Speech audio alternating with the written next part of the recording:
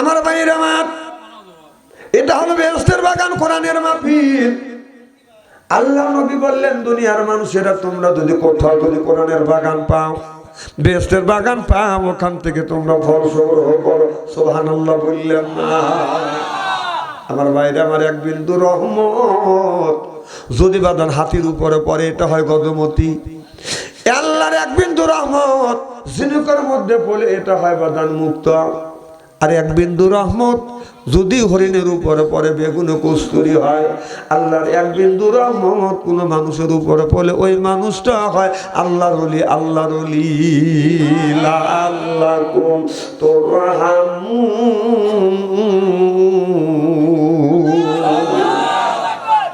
আল্লাহ বলে, ইযা কুরিআল কুরআনু ফাসতামিউ লাহু ওয়ানসিতু লাআল্লাকুম তুরহামুন। সুবহানাল্লাহ।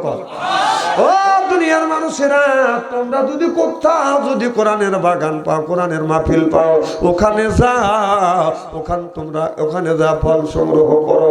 এই যে এই ফলটা হচ্ছে বাদান, আমরা কোরআনের মাহফিলে এসে বলবো আলহামদুলিল্লাহ, আল্লাহু আকবার, সুবহানাল্লাহ, মারহাবা, আল্লাহু আকবার বলবো। এটা হলো জান্নাতের বাদান, আপনার ফল। একবার যদি কোনো ব্যক্তি সুবহানাল্লাহ বলে, তাহলে আসমান জমিনের ফাঁকা জায়গা আল্লাহ নেকি দিয়ে পরিপূর্ণ করে দেয়। কি আমার ভাইরা আমার, যে লোকটা আমল করবে, ইবাদত করবে, আল্লাহ তারে জান্নাত দিবে। সুবহানাল্লাহ। আর যদি বলেন আল্লাহর আদর কেমন হবে, আমার আপনার বাড়িতে যদি বাদান আছে, কুটুম আছে, যদি মেহমানও পাইলে বাড়ি আলা করে বাদান, আদর পাইলে দেয় বাদান বিদেশি চাদর। আর তো মনে করে হায় রে আমার কদর, এরপরে আনে বাদান খানা, একটাও তো ডাক না ছাড়া খাবার। এরপরে দেয় বাদান দই, খায় তো বাদান হইসই, এরপরে দেয় পেপসি, কোকোকোলা, খায় তো মনের মধ্যে দেয় দোলা। তারপরে খায় বাদান একটা পানা, খায় মনের মধ্যে আছে বাদান গুনগুননি গানা। তারপরে খায় এক কাবলা হাকিমপুরি জর্দা, শরীর তার গান বুঝায় আমি বড় মর্দা। মনকা আরাম পাবো নি, মনে ওয়াজ করি, লোক বেশি।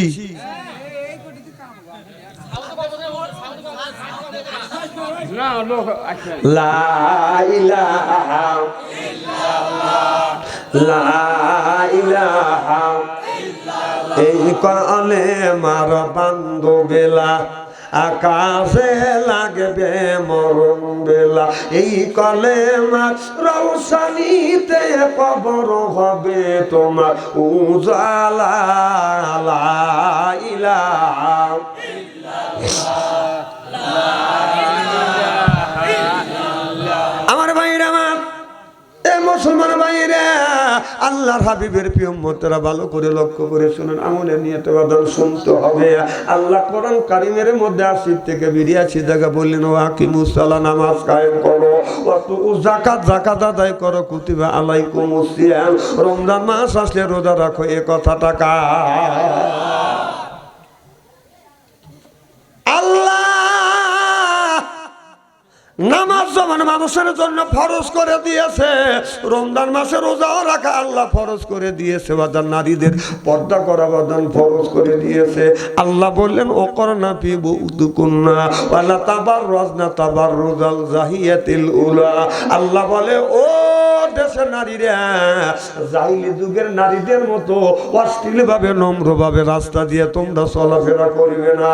তোমরা তখন রাস্তা দিয়ে যাবা, এই মানুষ দেখলেই যেন তোমাদের মনে করে আপনার খালা আম্মা, ফুবু আম্মা, চাচি আম্মা। কিন্তু আজকে আমাদের মেয়েরা বাদান রাস্তা দিয়ে যায়, ও বাদান এমন বোরখা পরে বাদান টাইট, পিছন থেকে যুবকেরা করে বাদান ফাইট। কারণ নিয়ম হলো দিলিয়া ডালা বোরখা পরা লাগবে, আপনার কোন রকমের জিকিমিকি সেরা বাদান বোরখা পরা লাগবে। আজকে আমাদের দেশে বাজার বোরখা পরে, মেয়েরা বোরখা পরে টাইট, পিছন থেকে যুবকেরা করে বাইরে, এরা পরে এমন জায়গা চুমকি লাগায় আর এমন টাইট ফিট বাদান বোরখা গায়ে দেয়, মনে হয় গায়ের গোস্ত সুইটিয়া বের হয়ে যাবে। দেখলে মানুষ তাকে খালাম্মা তো কয়, দূরের কথা যা কয় আপা। যুবকেরা একটু পরে হয় খেপ্পা। ওসব না কে এখন তো ঠিক করবি, এদের দিকটা কার ভাই। বাইয়ের যখন সাজ বানাবে বাইয়ের হাতা হবে বাদান ফুল, কথা কন। আর বাবির যখন আপনার ব্লাউজ বানাতে যাবে হাতা হবে বাদান হাফ। বাইয়ের হাতা ফুল, বাবির হাতা হলো বাদান হাফ।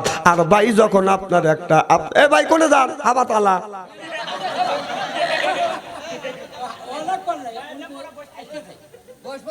না না নিয়ম হলো বাবিরটা হবে ফুল, বাইয়েরটা হবে হাফ। কথা বুঝতেছেন না? কিন্তু তা না করিয়া বাইরটা হলো বাদান ফুল, বাবিরটা হাফ। আমি চিন্তা করে দেখলাম ওই লোকটা শয়তানের বাপ। এরপরে জামার চুলটাকে কোমরের নিচে, আর বাবির যখন ব্লাউজ বানাতে যায় আপনার জামার চুল থাকে বাদান পেটের উপরে। আমি চিন্তা করে দেখলাম ভাইয়ের জামার চুল এত লম্বা করে কি ডেকে রাখছে, ভাইয়ের পেটের মধ্যে কি আছে। আমি হিসাব করে দেখলাম ভাইয়ের পেটের মধ্যে আছে নারী আর বুড়ি পায়খানা আর পোশাক। আর ভাবির পেটের মধ্যে থেকে হাফেজ কারি মাওলানা মুফতি আল্লাহর ওলি হবে, ওই গুণী রাখে বাদান আগলা। যুবকেরা হয়ে যায় বাদান পাগলা। পিছনে হলে বাদান রাখছে খালি। আমি হিসাব করে দেখলাম ওই মেয়েটা অরিজিনাল শয়তানের শালি। এখান থেকে এই পর্যন্ত বাদান রাখে বাদান ফাঁকা। এরপরে যুবকদের বলে আস্তে আস্তে তাকা, চশমা ঝুলে চুলে কথা বলে বলে চোখে চোখ রেখে দাও, ওইটা যে কুত্তর ছাও।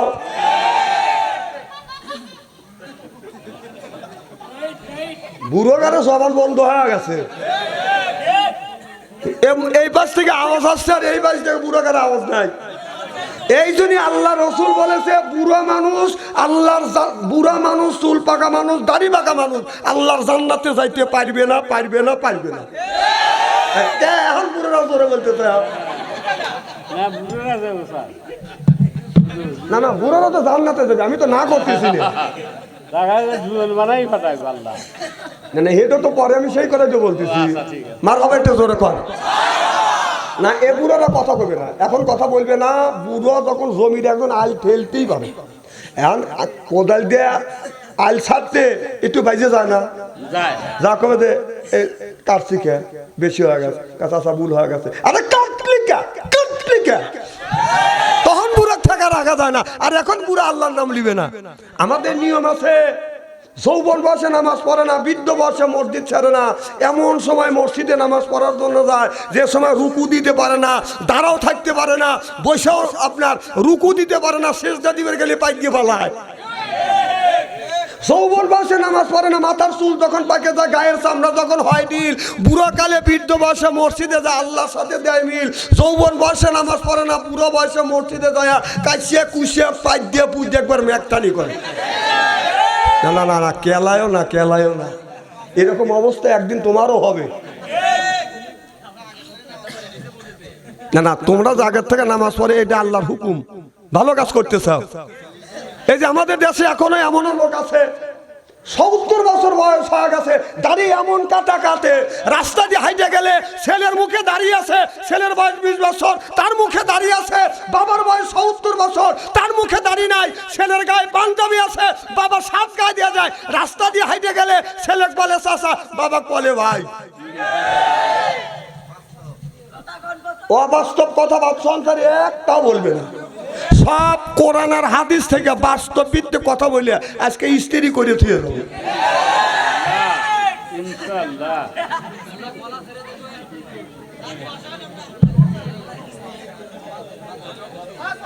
এদিক টাকা সিয়েরা কি একবার খারাপ নাকি? আলেম যতই কালো হোক তার পাম দিও না তুমি। ওই ছেলে চেহারা একটু ভালো আর আমাকে বলতেছে নূরের চেহারা, তোকে আমি চিনি না। আমি তুই তো তোর চেহারা একটু ভালো আছে, মোবাইলের মধ্যে 33টা সেরির মোবাইল, আপনার মোবাইল নাম্বার আছে তোর কাছে, আমি তো চিনি না। সব ওয়াজ করবো না আমার ভাইরা, আমার এ মুসলমান ভাই রে, আল্লাহর হাবিবের উম্মতেরা ভালো করে লক্ষ্য করে শুনুন। আল্লাহ বললেন কুলু মিন তাইয়্যিবাতুন মা রাযাকনাকুম, আগে হালাল খাও এরপরে ইবাদত করো। এই ইবাদত আল্লাহর দরবারে বাদান কবুল হয়ে যাবে। হালাল না খাইয়া যদি ইবাদত করি বাদান, আমার পেটের মধ্যে যদি বাদান খারাপ জিনিস থাকে, এই খারাপ হারাম জিনিস খাইয়া যদি ইবাদত করি, যত ইবাদত করি না কেন এই ইবাদত আল্লাহর দরবারে কবুল হবে না, হইতে পারে না, হওয়া সম্ভব না। যেরকম ঠিক কিনে আমাদের দেশের অনেক মানুষ আছে সুদের টাকা লাগা খায়, 5 ওয়াক্ত নামাজ পড়ে না, 7 দিন পরে একদিন মসজিদে যায় 5 ওয়াক্ত যে নামাজ পড়ে সে আগের কাতারে সিরিয়াল পায় না। সুদখোর আগের কাতারে দাঁড়াইয়া কাতার সোজা কর।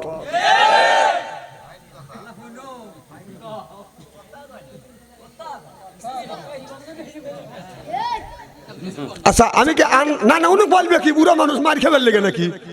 এদিক তাকান না, উনি বলবে কে বলবে যুবকেরা উনি কি সুদ খায় নাকি? দেখেন যেই যারা এই সুদের কথা উঠছে, সুদ খরা চিন্তা করতে যে বাংলাদেশে কত বক্তা রয়েছে, আর আবুল কালাম আজাদের খায়া কাম নাই কে? হ্যাঁ এই বাচ্চাদের ডেকে নিয়ে এসে এরা খালি পেরাক বিদেবি না, তুমি যে সুদ খাও আমি কি তাই জানি? আহা, আমাদের দেশে আছে সুদের টাকা রীতিমতো খায়, আবার পাঞ্জাবি যা রাস্তা দিয়ে হাইটে যায় পাঞ্জাবি যাওয়ার সময় সেট লাগায়, অথচ সুদের টাকা ওর পেটে। আহা, সুদের টাকায় খাবার খাইয়া গায়েতে আতর লাগাইয়া, কথা কন না কে? ওই গন্ধ তোমার যাবে না। আল্লাহ কয় নামাজ পড়, হালাল যদি খাইয়া, হালাল যদি না খাইলে নামাজ হবে না।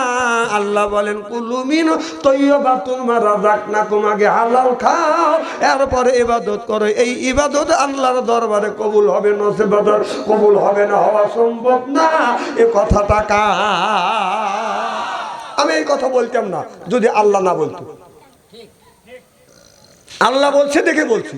অনেক মানুষ বলতেছে তোমার এই সুদের ওয়াজ করা লাগবে নাকি? ও আল্লাহ বলছে তার দোষ দিতে পারে না, বাচ্চা নরম পাও।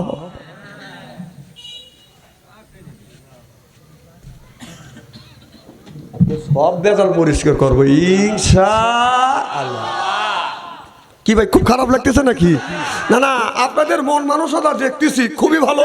আমি অন্তর থেকে দোয়া করি আল্লাহ যেন জান্নাতে জান্নাতে কেমন শিখে দেয়, আমিন কর। আমার ভাইরা, আমার মুসলমান ভাইরা, আল্লাহর হাবিবের উম্মতেরা ভালো করে লক্ষ্য করে শুনুন, আমলের নিয়তে বাদান শুনতে হবে। আমরা আপনাদের যে সুদ খাই এই দুনিয়া বাদান 2 দিনকার দুনিয়া, আজ মরে গেলে বাদান কাল হবে কয়দিন?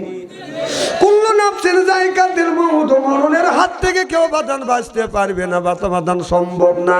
আদম থেকে শুরু করে এ পর্যন্ত যত গুণী মানুষ আসছে, একটা মানুষ বাদান আপনার দুনিয়ার থেকে বিদায় হয়ে গেছে। একটা মানুষ পুনরায় আর ঘুরে কোনোদিন এই জমিনে আসে না, আসবেও না, আসা সম্ভব না। আপনারা কি আমার কথায় একমত?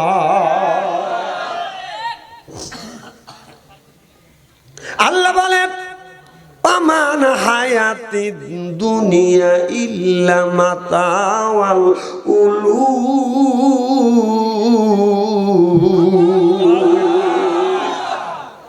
এই দুদিনকার দুনিয়া এটা হলো পুতুল খেলা। কি খেলা? ছোটবেলায় আমরা ছোটবেলায় দেখছি বাদান পুতুল পুতুল বাদান খেলছি। কি কারণ পুতুল পুতুল খেলছি কিনা ছোটবেলা বাদান বউ বউ খেলছি। আমি একদিন বাদান আপনার মাহফিল করে এসে জানলা খুলে বাদান শুয়ে আছি। এখন 3-4টে ছোট ছোট বাচ্চা, 2-3টে ছেলে আর 2-3টে মেয়ে বাদান আপনার পুতুল পুতুল খেলতেছে। মেয়ে হয়েছে বউ আর ছেলেটা হয়েছে বাদান স্বামী। আমার কথা কি বাদান বুঝতেছেন? এরকম খেলে না? আমি দেখতেছি ছেলেটা হয়েছে স্বামী, মেয়েটা হয়েছে বউ। একটা গামছা দিয়ে অথবা একটা ওড়না দিয়ে এই মেয়েটা বউ সাজছে, আবার ঘুমুরও দিছে। এবার দুজন লক্ষ্য করে দেখলাম, একজন বলতেছে ছেলে তোমাকে সৈদিত পাঠাবো, এই ছেলেটাকে বাদান সৈদিত বাদান পাঠা দিলেন। এবার মেয়েটাকে বিয়ে দিলেন, মেয়ের জামাই বাদান বাড়িতে আসলে না। আসার পরে এবার মেয়েটা বলতেছে স্বামী রে, এই যে মেয়ের জামাই তো বাড়িতে আসছে, মেয়েও আইছে, মেয়ের জামাইও আইছে, বাড়ির তরি তরকারি নাই, তুমি একটু তরি তরকারি নিয়ে আসো। একটা শপিং ব্যাগ বাদান ধরা দিল, এই ছেলেটা শপিং ব্যাগ নিল। আমি চিন্তা করলাম এখন বাজারে যাবে না, কোথায় দেবে? এখন যা দেখি গাছতলা থেকে বাসতলার থেকে কিছু লতা পাতা ব্যাগের মধ্যে বাদান ঢুকো আনছে। আনিয়া বাড়িতে আসিয়া, আমার কথা কি বুঝতেছেন? ওদের মেয়েরা ছোট একটা বউ হয়েছে, একটা স্বামী হয়েছে। এই স্বামী বাজার করে আসিয়ে শপিং ব্যাগ বইয়ের কাছে জমা দিয়ে বলতেছে সরকার পাগল হয়ে গেছে, আপনার পেঁয়াজের বাজারে গেলে পেঁয়াজের বাজার, গরম মরিচের বাজারে গেলে মরিচ কেনা যায় না, চাউলের বাজারে দাম বেশি, সরকার পাগল হয়ে গেছে, কি দিয়ে কি করবো দুলবন্দি কাজ। ছেলে 3 বছর ধরে বিদেশ গেছে, একটা টাকাও পাঠানা, এখন এই সংসারটা কেমন করে চালাবো? আপনারা বলুন তো, কথা গুনো সত্য না কথা গুনি বাদান কাজ গুনি মিথ্যে? না না, ওরা খেলা সত্য, কাজ কিন্তু আসলে কি ছেলে বিদেশ পাঠাইছে? পাঠায় নাই। আসলে কি বাজার করে আনছে? এগুলি হলো ধোকা। এগুলি কি ধোকা? এরপরে বলে বিবি রে তাড়াতাড়ি রান্না করো। বিবি কয় রান্না করছি। ও গাছের লতা পাতা কাটছে, বাদান পাতার উপরে রাখছে। এরপরে বাদানা আপনার হাইসেলের আপনার ওই লাল মাটি দিয়ে বাদান আপনার মরিচ বানাইছে। এরপরে তরি তরকারির মধ্যে দিয়ে এইরকম করে বাদান ঘুরছে। এরপরে ধুলা বালি দিয়ে বাদান কোরমা কুলা বানাইয়া স্বামীকে বলে খাও। স্বামী তখন খাইবার বসে, কয় যে কিস কেমন হয়েছে? স্বামী কয় খুব মজা হয়েছে। আসলে কি মজা হয়েছে? এটা কি ধোকা? জোরকার এটা কি? আল্লাহ বলেন ওমান হায়াতে দুনিয়া ইল্লা মাতাওয়াল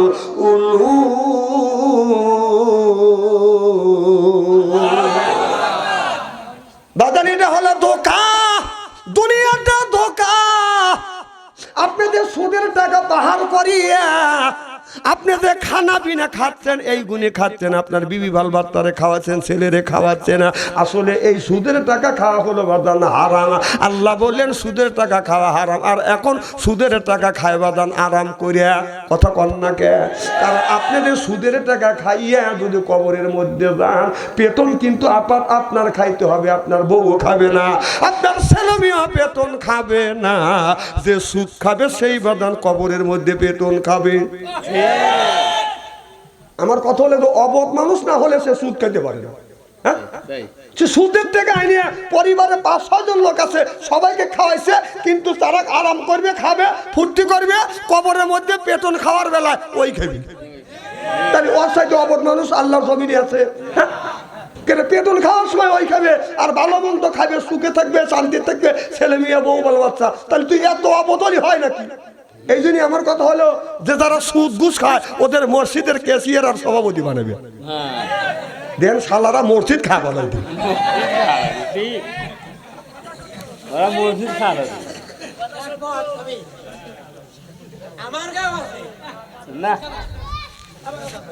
আপনার না, আপনার উচিত কথা কওয়া লাগবে না। উচিত কথা করলে আপনার বাচ্চা ভাড়া বের করবেন নি। আর আমি কয়া থেকে চলে যাবেন, ও যা পারে তাই করবি। আর আমাকে আনছে ডাক্তার ভাই, আনছে আমাকে বলার লেগে। খুব কি খারাপ লাগতেছে নাকি? মার হাবাই তো জোরে কর। যতবার সুদ খর 2-4 জন কোরআনের মাহফিলে আসলেনি, আমার কথা শুনে একজন আর একজনের কথা চাই, তুইও সুদ খাস, আমিও সুদ খাস, তোর যাইস না, এটা খুজুর খালি কোপ্পা বলাইতেছে। একটা সুদ খর আমার মাহফিলে আসে না। হ্যাঁ, ওরা একজন শুনে আর একজনের তুইও সুদ খাস, আমিও সুদ খাস, যাস না, তুইও যাস না, আমিও যাবো না, 2-1 জনের দেবো না, কাকে একা হুজুর একবার ইস্তেরি করতেছে।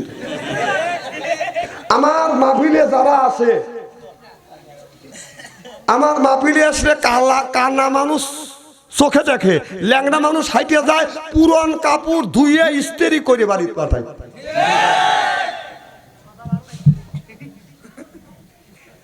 না না, তোমার কথা খুব ভালো লাগতেছে আমার। একটা কথা ফিরে দেবো না, আপনি কি ভাবছেন?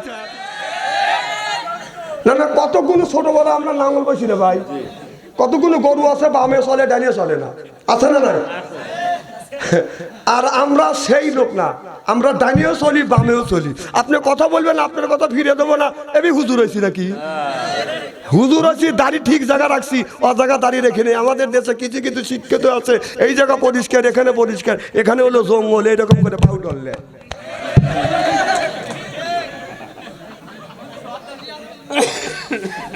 না না, আপনাদের এলাকায় আছে কি না আছে আমি কি জানি নাকি, আমি তো আপনাদের ধারণা দিচ্ছি। আমার ভাইয়ের, আমার একজনের দুই ছেলে, একটা হাফেজ কারি মাওলানা, সে আপনার ইমামতি করে, নামাজ পড়ে, দিনের দাওয়াত দিয়ে মানুষকে নিয়ে এসে তাবলীগ জামাতে যায়। আর একজন আছে বাদান আপনার কোটি কোটি টাকা হইতে সুদের টাকা লাগায়, কোটি কোটি টাকা লাগায় বাদান আপনার রাস্তা দিয়ে যায়, আপনার পাতলা পাঞ্জাবি গায়ে দেয়, এরপরে আতর গোলাপ লাগাইয়া রাস্তা দিয়ে যায়। ছোট ভাই ইমামতি করে খায়, 4,000 5,000 10,000 টাকা বাদান বেতন পায়, তার সংসার চাউলে চাইলে ডালে বাদান কোনো রকম চলে। আর বড় ভাই পোলাও কর্মা বিরিয়ানি দিয়ে খায়। এবার ছোট ভাই বলে, বাইরে তুই যদি আমার ভাই না হতি আমি তোমাকে বলতাম না। ও ভাই, আপনি যে সুদ খাচ্ছেন, সুদের কিন্তু হিসাব দিতে হবে, গুতনি আপনার খাওয়া লাগবে। সুদের টাকা লাগাই আমার বিবি খাচ্ছে, আমার ছেলে খাচ্ছে, আমার মেয়ে খাচ্ছে, গুতনি যদি খাই সবাই মিলে খাবো। এবার ছোট ভাই হাফেজা মানুষ বলে, ভাই যান আপনার আরাম করিবে তারা, গুতনির সময় আপনার খাওয়া লাগবে। বলে তার প্রমাণ, হ্যাঁ আমি তার প্রমাণ করতে পারবো। কয় কি প্রমাণ? কয় আপনি একটু মরার বান ধরেন, এরপরে যা করার লাগে আমি করবো। কয় কেবা করে বান ধরবো? কয় হাইতে যাইতে যাইতেই আপনি বলবে আমাকে সাপও কামড় দিছে। আমার ছোট ভাই সাপের যারা জানে রে, কথা বুঝতেছেন না? এই কথা বলবেন, এরপরে আমি যা না বলবো আপনি খালি শুনবেন, আর যা করা লাগে বাকি কাজ আমি করব। এবার দুই ভাই হাইতে যাইতে যাইতে এবার কয়, ওরে বাবারে সাপে কামড় দিছে। বউকে আর ছেলেকে ডাইকে বলে, আমার ছোট ভাই আলেম মানুষ, সাপের যারা জানে রে। নাই ভাই নেই, আর কথা করছে না। ওর কথা কি বলছে স্যার? এবার বউ কান্দে, স্বামী রে কি হয়েছে? স্বামী কথা হয় না। ছেলে বলে আব্বা কথা ক, ছোট ছেলে বলে আব্বা কথা কয়। আব্বা কথা কয় না, আব্বা ওই যে কয়া গেছে। এবার বাতিজে চাচাকে বলে, চাচা আপনি আলেম মানুষ, হাফেজ মানুষ, মাওলানা মানুষ, আমার দাদা কষ্ট করে আপনাকে আলেম বানাইছে, হাফেজ বানাইছে, আর মৃত্যুর আগে আমার আব্বা বলে গেছে আপনি নাকি সাপের দ্বারা জানেন। এবার ভাবি যা বলতেছে, দেওর রে তুমি একজন আলেম মানুষ, হাফেজ মানুষ, তুমি তো অনেক কিছু জানো, আর মৃত্যুর সময় তোমার ভাই বলে গেছে তুমি সাপের দ্বারা জানো, তাড়াতাড়ি করে তোমার ভাইকে বাঁচাও, যত টাকা লাগে আমি দা দেব। ভাই বলতেছে, ভাবি ও বাতিজা এখানে টাকার কাম বাঁচে নাই। কয় তোমার ভাই বলিয়া গেল, ওসিয়ত করে গেছে, এখন তুমি তোমার ভাইকে জ্বালাও। এবার ছেলেটা ভাইয়ের কাছে যাইয়া বলতে ফু দিছে, ফু দিয়ে হাত লাগাইছে।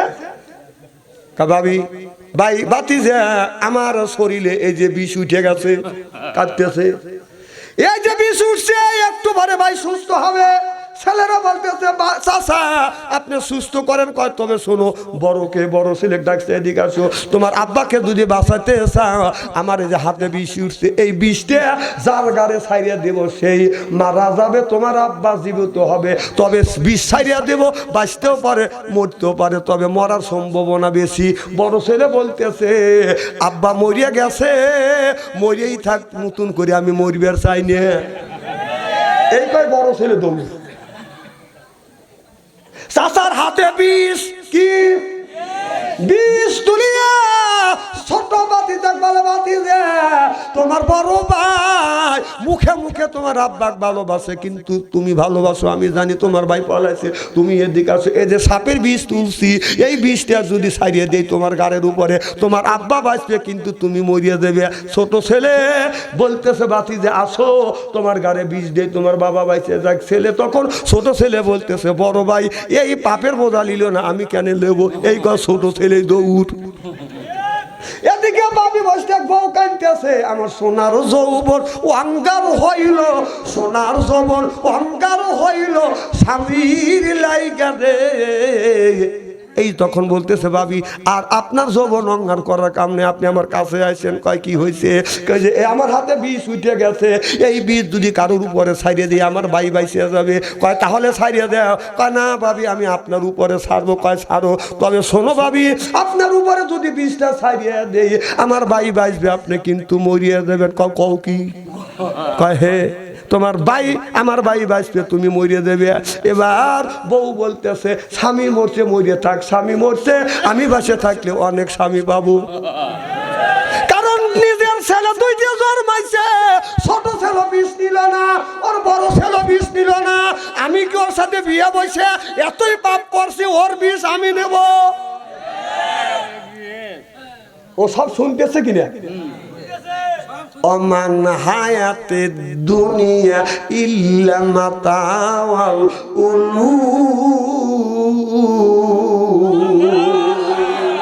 ও বাজান কেউ কারো না দুনিয়াতে ধোকা। ও সব শুনতেছে। ও আপনার লাভ দিয়ে উঠিয়া বউকে চুল পেরে থাপা দিয়ে দই দিয়ে মুছ দিয়ে কয় কি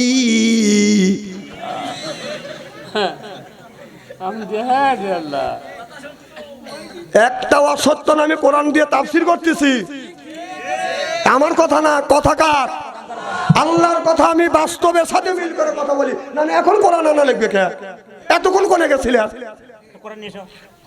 এটা কোরআনের তাফসীর হচ্ছে, এখানে একটা কোরআন থাকবে আর কোরআন নাই। এখন আমি আইছি আর ভালভালাই করতেছে, কোরআন নিয়ে এসে আমি শুনি না আপনারে, এটা ভালভালাই করা হচ্ছে। ভাই রাগ করেন না। না আমি উচিত কথাটা আমার বাবা ছাড়ি না। এরা চিন্তা করতেছে তুই আজ ওয়াজ করে যা, জীবনে যদি তোকে এই সলঙ্গা থানা লিয়েছে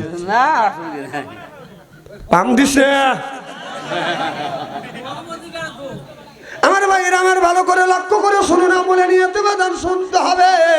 এবার স্বামী বিচারা বাদান লাভ দেয় চুলের মুঠো বেড়ে ধরে বলতেছে একটু আগে তুই কি বলতিস সব কাছে আমি শুনছি। ছেলেদের বলতেছে সব কিছু আমি শুনছি, তোরা আমার জমা জমি সব কিছু ভোগ করবি আর গুতোয়া খাওয়ার সময় আমি গুতোয়া খাবো।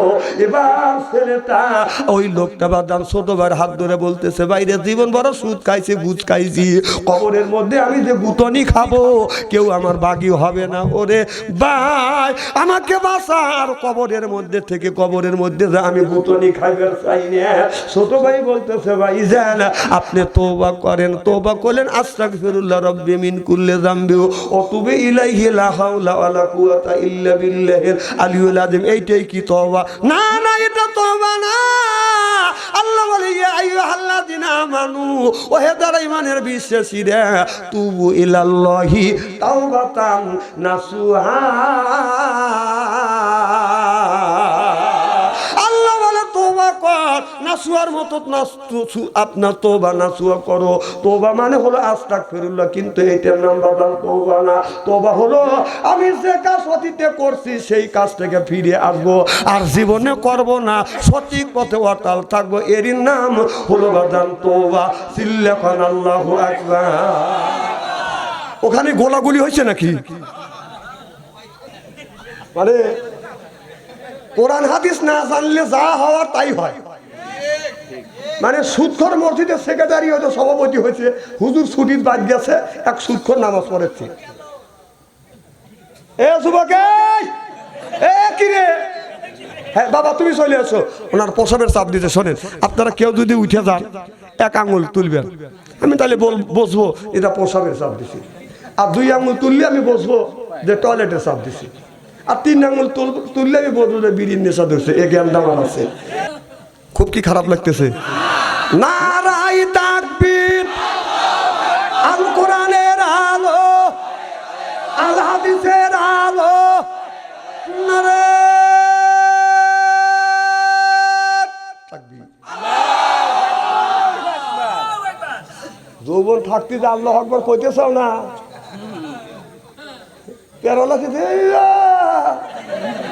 প্যারালাইসিস ধরলে তখন আল্লাহ কয়, এখন আল্লাহ করছে না, আল্লাহু আকবার কয়। এই মুড়ে আল্লাহ আকবার আওয়াজ আর আপনার আওয়াজ নাই, কি ব্যাপারটা কি?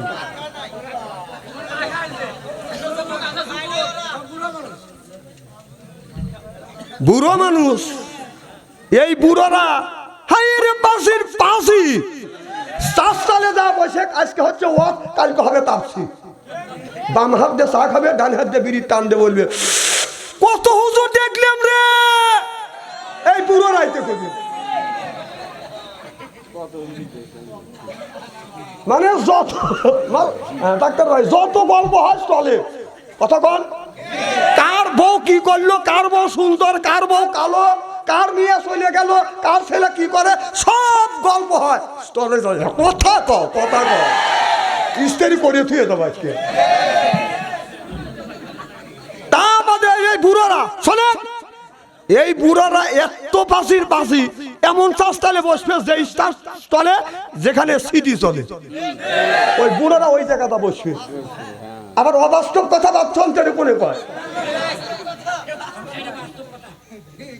কারণ এলাকায় প্রত্যেকটা স্টলে টিভি সিডি আছে না নাই, ওই বুড়ো ওখানে যা বসবে পার উপরে পাও তুলে কাঁদে সাবিব খানের স্বপ্নের ছবি দিল, সাবিব খানের স্বপ্নের ছবি দিলে ওই যে যা বসলো, যা বসে বাদান টলে কথা বলে বাদান মুখের বলে, যদি পায় বাদান গল্প কেউ করে না বাদান অল্প, তারপরে বাদান খায় বাদান পান আছে বাদান মনের মধ্যে গুনগুনানি গানা, তারপরে খায় হাকিমপুরি জব্দা, এরপরে শরীর তার গামে যায়, বুঝয় হলো চাষতলে ও বড় মর্দা।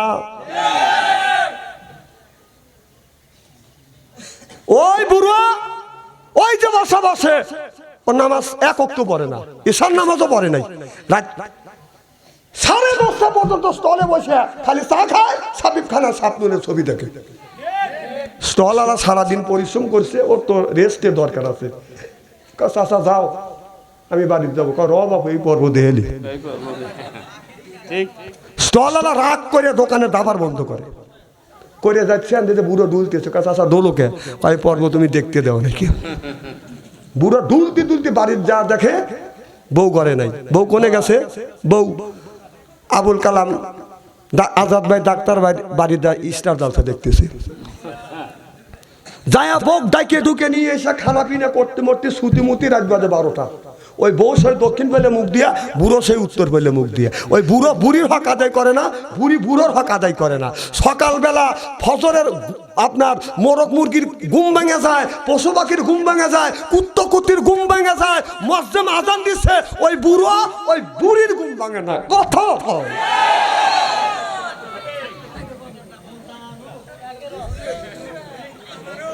কি ইস্তেরি হচ্ছে তো। আমি 2 নম্বর ওয়াজ করি না, আমি যা করি আমার ওয়াজও একে, শ্রোতাও একে।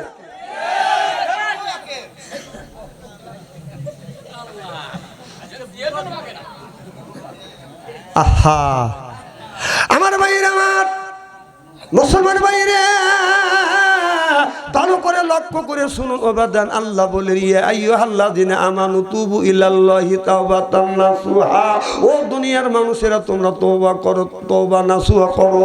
এমন তওবা করিবে, আল্লাহ আমি যে কাজটা করছি অতীতে যে কাজ করছি ওই কাজ আর কোনোদিন করব না, সত্য সঠিক পথে আমি অবিচল অটল থাকব।